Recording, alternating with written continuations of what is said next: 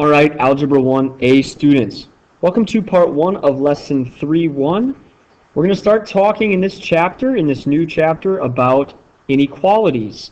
In chapter 2, we talked a lot about equations. We will do that again later on in chapter 4 and beyond, chapter 6 especially. But in chapter 3, we're talking about inequalities. Okay, an inequality is a mathematical sentence just like an equation, but instead of an equal sign, it uses an inequality symbol to compare the values of two expressions. Okay, our options are, this one or this one. It's also possible they have equal to's on the bottom. Okay, so here, this is less than. Or equal to. Less than or equal to if it has the line underneath. It's just less than if it doesn't have the line underneath.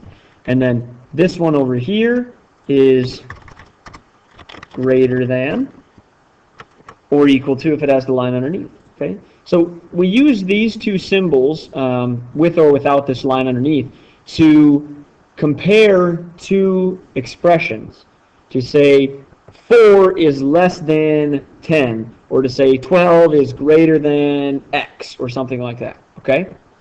So the first part of your practice problem set in class tomorrow is going to be to actually write inequalities with these symbols. Okay? So you're going to read a mathematical sentence, literally, and have to write it with variables, numbers, and then these symbols here: less than or equal to, greater than or equal to. Okay? So here's an example. It says all real numbers x, and those real numbers x are less than or equal to -7. Okay, so I've got my two pieces. It's x and it's -7. X and -7. And in between, it says less than or equal to.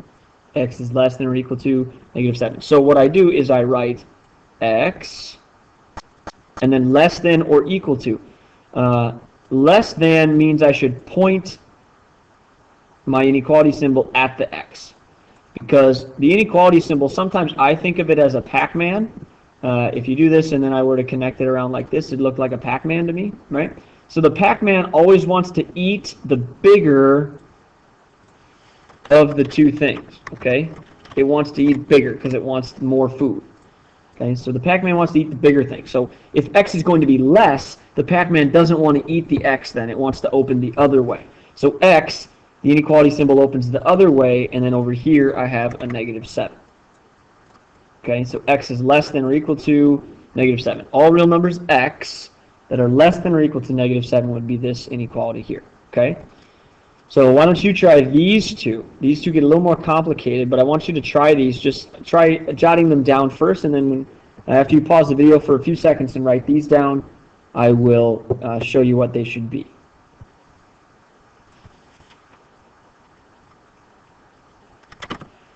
Letter A says P should be greater than or equal to 1.5.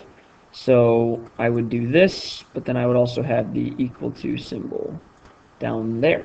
P is greater than or equal to 1.5. So because P is the bigger thing, that's the way my Pac-Man wants to eat. So it opens its mouth towards the P. Okay? And then letter B, this one's actually a little tricky because it has a combination of two things. It says the sum of T and 7. So it wants me to do T plus 7, and then say that's got to be less than -3. So my Pac-Man wants to eat the -3 because T plus 7 was less than the -3. So Pac-Man opens towards that. The inequality symbol opens there. And the other side is the sum of, remember sum means plus, T plus 7 is less than -3. Okay? So hopefully we feel like we can write these inequalities if we're given the sentence for them, or go the other way as well. I'll have some practice problems where I actually give you an inequality and want you to write the sentence for that. Okay? So hopefully that's something we can handle. The other part of your practice problem set is to begin thinking about what a solution to an inequality is. The solution to an equation back in chapter 2 was a number that made the equation true, right? It made it so that 3x plus 4 equaled 8 or whatever it was. The solution to an inequality is exactly the same thing. It's the same idea. It's any number that makes the inequality true. Okay. The difference is that there are infinitely many of them. Okay. There's more numbers that are solutions to an inequality than you can possibly number. Okay. So because there's more than one possible solution to inequalities, always there's infinitely many solutions to inequalities. We're going to be given certain numbers and asked to see if it is a solution to the inequality.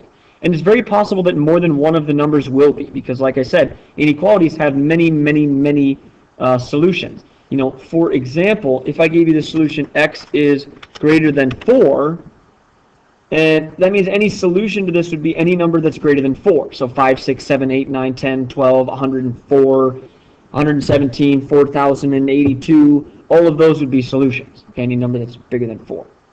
So what your homework then looks like is you're given this inequality that's a little bit fancy. So here it's like the sum of 2x and 1 is greater than negative 3. So 2x plus 1 has to be greater than negative 3. And you're given two options. And you're asked to see if the number is a solution to the inequality. Like I said, both of them could be. So you're just going to write yes or no for each one of these. The way we decide if a number is a solution to the inequality is we take that number and we plug it in where the x is, okay, and then we evaluate. So remember, a number next to a variable is like multiplying. So what this says is it's 2 times negative 3, and then we'll add 1 on the end. Well, what is 2 times negative 3? I'll make that a dot so it's easier for you guys to understand what I'm talking about. 2 times negative 3 is negative 6. Negative 6 plus 1 gives us negative 5. So the question for us is negative 5 greater than negative 3? Well, if we have trouble with that, what we should do is consult a number line. Right? If I were to make a number line, which of these two numbers would be further to the right? Because on a number line, further to the right is always greater. Okay, so if I make a number line like this, and I mark, a few numbers here, if this one in the middle here is, let's say, negative 5, is negative 3 going to be further to the right or further left? And the answer is it's going to be further right. It's going to be up here, right? Because I'm trying to go up towards 0, and then 0, 1, 2, 3 going this direction. Right, and then here we'd have negative 4, obviously, in the middle there. This would be negative 6, and then we'd count down negative 7, negative 8, negative 9 going to the left, okay? So negative 3 is further to the right, which means negative 3 is actually the bigger number. Now, I know it's confusing because the 5 feels like it should be bigger, but it's not. When we're in the negative direction, the one that's closer to 0 is actually further to the right and is greater than the one that's further to the left. So this inequality that we just got, when we plug negative 3 in here and we get this, negative 5 is greater than negative 3, is wrong. No, it's not. Negative 5 is not greater than negative 3. So we would say a big fat no. Negative 3 is not a solution there. Okay? Because what we got when we plugged negative 3 in for x is not true. Negative 5 is not greater than negative 3. Now, if I try it with negative 1, and I plug negative 1 in there, well, 2 times negative 1 is a negative 2. Negative 2 plus 1, that is negative 1. Negative 2 plus 1 more would be negative 1. So the question now is negative 1 greater than negative 3? Is negative 1 greater than negative 3? Well, if negative 3 is here, negative 1 would be further up to the right, which means absolutely yes, negative 1 is greater than negative 3. So letter A, we would say no, it's not a solution because what we got was not true. But for letter B, we say yes, it's a solution because what we got is absolutely true. Negative 1 is greater than negative 3. Okay? So whenever you're asked to say, is the number a solution, you're going to say yes or no depending on what happens when you plug that number in for the variable of your inequality. Okay? Now I'd like you to take a look at one more thing here. I've given you a new inequality. 13 take away 7y is less than or equal to 6. So whatever you get on this side has to be less than or equal to 6 for it to work. There's actually 4 options here. I'd like you to try each one of these, plugging them in for y, and let me know if they are solutions or not, okay? And then come on back and I'll show you what we should have.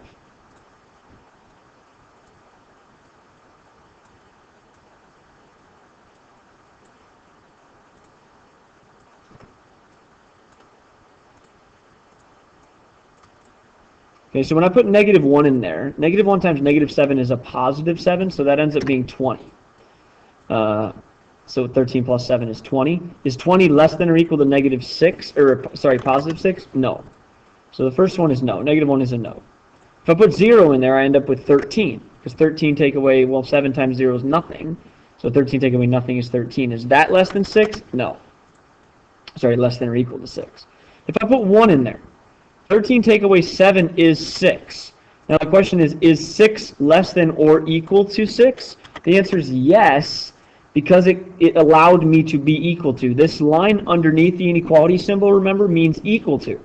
So if the two numbers are equal, that's okay in this case, because I have that line under there that says they can be equal. All right. And then the last one, if I put 3 in there, 13 take away 21 is actually a negative 8.